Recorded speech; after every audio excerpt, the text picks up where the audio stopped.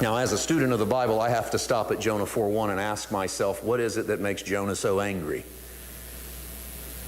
And if I want to be a really good student of the Bible, I have to ask myself, would it make me angry too?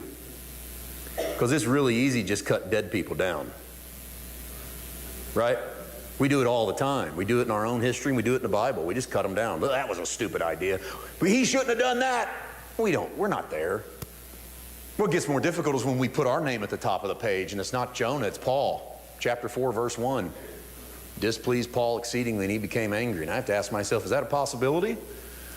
I mean, I live in the same world you do. I don't like the hell I see going around me. It has nothing to do with sin and the breaking of the law. It has to do with wickedness. Quite frankly, I'm sick of it. I don't like wickedness any more than you do. Who wants to live in a wicked world? Do you want to live next to a wicked neighbor? You might say it's not a big deal. And you can go, well, I'm a new covenant. I'm a new creation. The world's full of sin, but it doesn't come nigh me. That's what you say until your neighbor breaks into your house.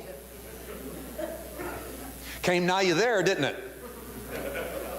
I mean, the reality is that wickedness knocks on our door. Wickedness slithers down out of our tree and talks to us about our identity and who we are in Christ, and does it every day. And how we respond to that shows a little bit about who we are inside. It shows, have we accepted the gospel, or are we participating in the gospel? And are we anticipating a God of the gospel in our homes and in our hearts and in our families and at our next door neighbor's doorstep? And are we anticipating that he does something greater, or are we anticipating something else? Look at verse 2. I want to give you Jonah's heart and his insight. So he prayed to the Lord. And man, what a prayer. He prayed to the Lord and said, Lord. This is sarcasm, by the way. It's as close as you'll get in the Hebrew to just straight up literary sarcasm. Lord. Was not this what I said when I was in my country? Time out. We don't know what he said when he was in his country. You and I read Jonah chapter 1, verses 1, 2, and 3, and Jonah didn't say a word. God said, go down to Nineveh, and Jonah went down into a boat and went the other way. Remember that? There was no prayer, there was no response, there was no activity. You don't know if you stop at Jonah 1, but if you keep reading to Jonah 4, you know what he said because he admits it. He has already had this conversation with God once. And he had it way back in Jonah chapter 1 when God said, Jonah, get up, get in a boat, go to Nineveh, I want you to preach. And Jonah said, Lord, was not this what I said when I was in my country?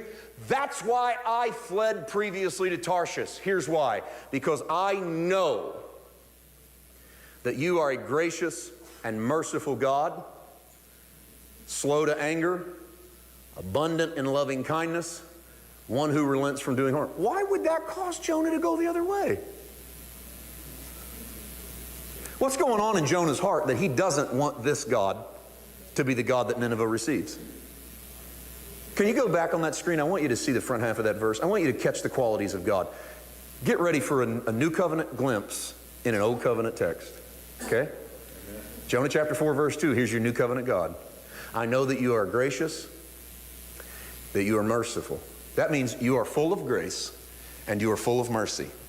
The twin pillars of the heart of empathy.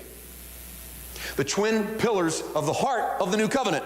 Mercy is me not getting what I rightfully deserve. I've been wicked, and yet I don't receive the justice that should be mine. God, being merciful to me, doesn't do to me what he ought to do to me. God, being gracious, even gives me what I can't pay for and what I can't deserve. Man, mercy and grace are the two greatest things you could ever have from God, because mercy will deny you what rightfully should come to you, and grace will give you what should never by rights come to you, because you're never going to be good enough to earn it.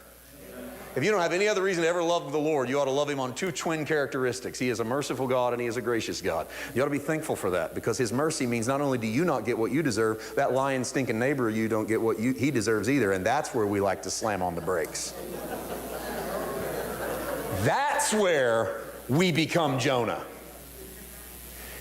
When we start to talk in those terms, you might get a sense of why Jonah was what Jonah was. Because it's easy for you to go home and turn on the television today and find wickedness. Let's say it this way, you can find your Nineveh. And if you don't know how to find it, go to Facebook, find a bunch of people on the other side of the aisle than you, and you probably just spotted your quote-unquote Nineveh.